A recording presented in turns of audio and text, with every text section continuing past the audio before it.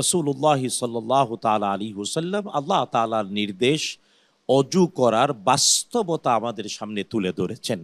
তবে হ্যাঁ, এটাও জানা উচিত অজু করতে হবে পবিত্রতা অর্জনের জন্যে, কিন্তু অজু ভাঙ্গারও কিছু কারণ আছে।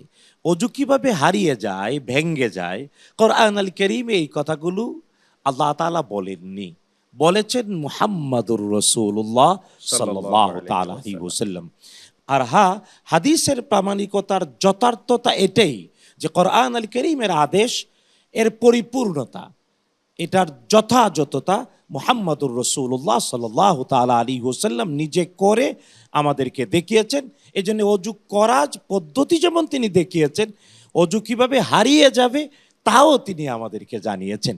সুতরাং আমাদের সকল দর্শক শ্রোতাদের উদ্দেশ্যে বলতে চাই, আমাদের সম্মানিত শেখ হেদায়েতুল্লাহ যেভাবে বললেন যে রাসূলুল্লাহ সাল্লাল্লাহু তাআলা আলাইহি ওয়াসাল্লাম বলতেন আল্লামানি রাব্বি, আর আসহাবে রাসূলিল্লাহ সাল্লাল্লাহু তাআলা আলাইহি ওয়াসাল্লাম রাদিয়াল্লাহু আনহুম তারা বলতেন আল্লামানি খালিলি, আমার প্রিয় বন্ধু আমাকে শিখিয়েছে। এই যে শিখানোর ধারাবাহিকতা আল্লাহ তাআলা বিশ্বনবীকে শিখালেন, আর বিশ্বনবী সাল্লাল্লাহু আলাইহি ওয়াসাল্লাম তার সাহাবায়ে কেরাম রাদিয়াল্লাহু আনহুমকে শিখালেন, আর আসহাব রাসূলিল্লাহ সাল্লাল্লাহু আলাইহি ওয়াসাল্লাম তাবেঈনদেরকে শিখালেন, আর তাবেঈনদের থেকে আতবা'আত তাবেঈন শিখলেন।